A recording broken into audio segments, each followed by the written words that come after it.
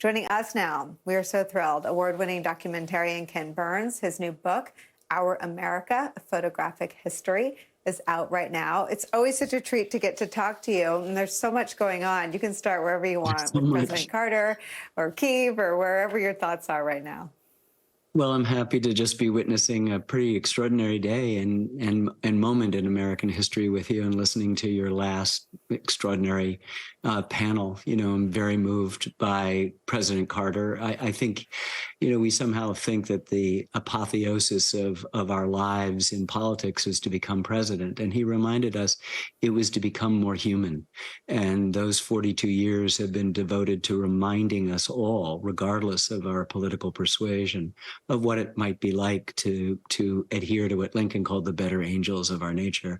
There's no one, not even John Quincy Adams, who of course served his country again by going out of the presidency and then back into the House of Representatives. I don't think anyone has served his country as well in his post-presidency as Jimmy Carter has. And it's a sad moment, and yet it's still beautiful. He still has doing it on his own terms, with his faith intact, with his beautiful wife of 75 years there, his family surrounded him. And you can't think, I was thinking this morning and last night when I heard about it of FDR, who retired. I don't think FDR thought he was going to die at Warm Springs, not too far from Plains, and end an era. And then that connects with today's stuff, all the meetings, the surreptitious meetings that FDR had with Churchill in the North Atlantic, a Christmas that Churchill spent at the White House in Casablanca, Tehran with Joe Stalin.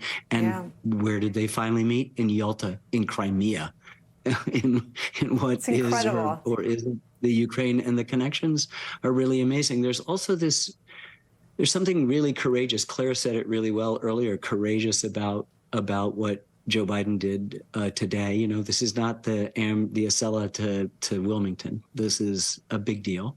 And the sort of strength and fortitude and the quietness of his projection of strength is what's so incredibly amazing to me. After Richmond fell in the Civil War, Lincoln made, I think, one of the last trips, perhaps the last trip, out of Washington, D.C. to sort of survey the ruins. The Confederates had burned a great deal of Richmond as they left. And he walked through the ruins of the city and freed blacks.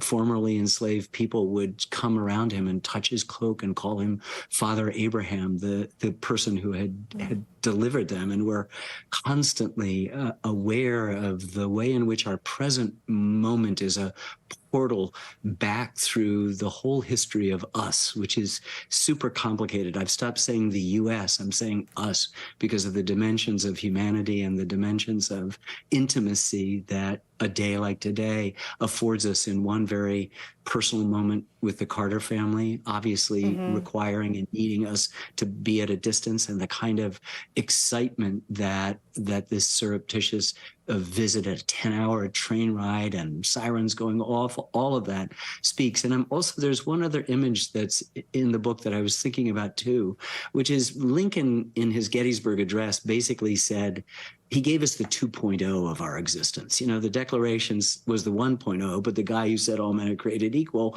owned hundreds of human beings. And so Lincoln, 77 years later, is saying, look, we really do mean it. He's going to double down.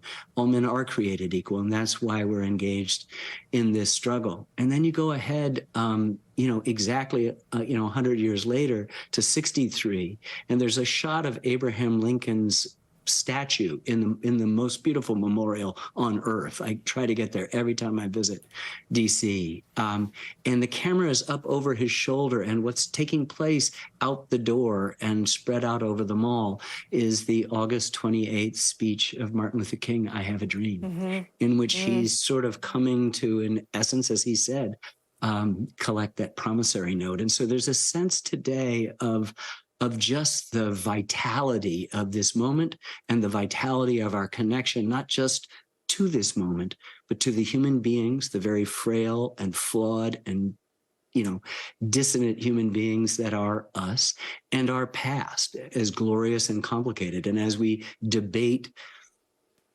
sanitizing this history, we realize that exceptionalism demands the most rigorous kind of self-criticism and self-sacrifice. And all of that is on display in the two men who bookend our conversation today, willing to be self-disciplined in the service of something bigger than themselves, and not, as John Heilman just said, it's not acquisitive, right? It's not transactional, it's transformative. And we have the great blessing of being at this moment a witness to transformational history. I mean, you are such a master to weave together all these pulses in our history. And I was thinking the same thing you ended on, that to deprive us of our history, the brutal and the glorious, is such a crime against understanding who we are and being able to lift up and celebrate any American moment. And I wonder if you think we're still capable of sort of owning it and loving it all, or if you think that this moment will only be really savored and relished by one of the two really fractured parties. We're stuck in this binary rut, and we have been at other times and whatever. And if Joe Biden tomorrow cured cancer, he'd be criticized for putting all these doctors out of work. You know, That's right. So, you know, that's just the way politics goes. And politics is just that binary thing. And I think what the life of Jimmy Carter tells us is there's something transformational. And I think in also the fortitude and the kind of rectitude and patience of Joe Biden, you know, the kind of slow and steady. If you look back now, in the last 100 years of legislative achievements, you have FDR's towering New Deal, you have the Great Society of Lyndon Johnson, and then you have Joe Biden. He's number 3 in those kinds of transformational things. And you can argue about it.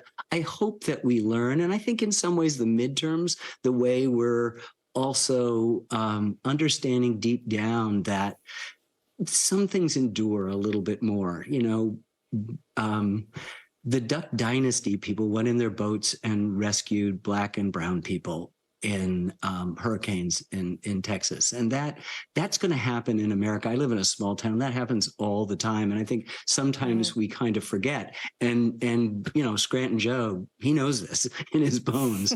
This is the all politics is local, and he understands about those connections. And I think he, in a way, is that that tortoise that wins the race when all the flash and the horribleness of that binary way of looking at finally decides to take a nap, and he just shuffles on past. I agree with that. I haven't been able to articulate it as artfully as you just have, but I always felt like someone who'd endured that much loss, for whom, you know, a wife and a child are lost, and then an adult son who you revere to cancer, that an election is just an election. There's no way the outcome, win or lose, is going to be the worst thing in your life. And I wonder if you see him sort of centering. I mean, he's had a pretty incredible 2023 with the State of the Union. That you know, even our hardened right-wing folks in the media had to sort of hand it to him. And then this trip today that was seemingly pulled off without a snag. Do you see something different in him? Yeah, I do. And I think it's a positive feedback loop. You know, we're used to the negative ones, but there's a positive one that's going on here. Each succeeding event kind of reinforces what he's been doing all along. He's not changing anything.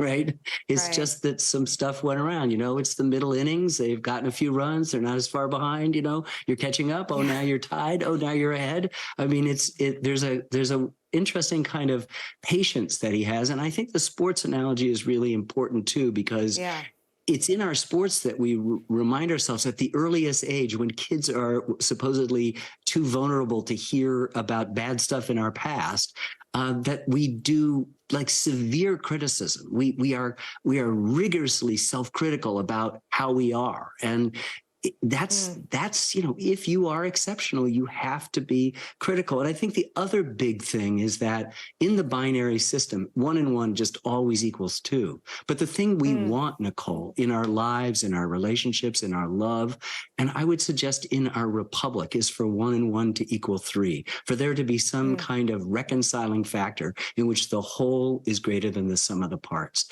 And my work is an attempt to try to figure out if the sum of the parts is here and the hole is up here, what is that other thing? What's happening there? And it's in the gestures that take place today in Kyiv. It's in the gestures of that 10-hour train ride. It's in the gestures of saying, you know what?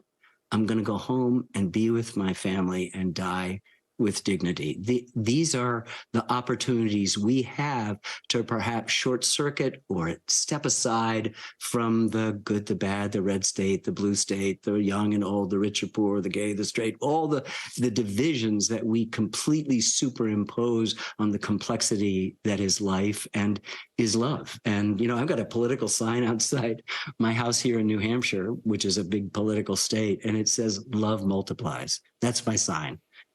It's the only way the universe You're works. amazing. And you just watch days like today and you just go, wow, it's great. And one sends our love, and it is multiplying amongst most Americans, to Jimmy Carter and his family for his service and his life and his example. And we send our best wishes to our president for the courage. I think it's really important. Your panelists use the word courage over and over again. Claire did, it's courage. To do that. And that's what brought, Franklin Roosevelt to Yalta and to Tehran and to Casablanca in the North Atlantic to make difficult political choices, to side with something against fascism. And that's the way you get through it. And John put it pretty well. Remember when this war started a year ago, NATO was nothing, right? It was fizzling. Well, it ain't. It's robust and it's strong and there's democratic disagreement, but the difference has been Joe Biden and his exertion of American power and the power of NATO in this circumstance to sort of provide a bulwark against the inevitable entropy of authoritarianism and the brutality of this, completely illegal invasion. What a gift to get to talk to you on a day like today. Your book is called Our I'm America. happy to spend it with you. We're going to have you back. We have to dig in on this question of our history because nobody tells it or lifts it up and shows it to us quite like you do. Our America, A Photographic History by Ken Burns. Thank you, Ken Burns, for spending time with us today. It's a true pleasure and privilege. It's my pleasure. Thank you, Nicole.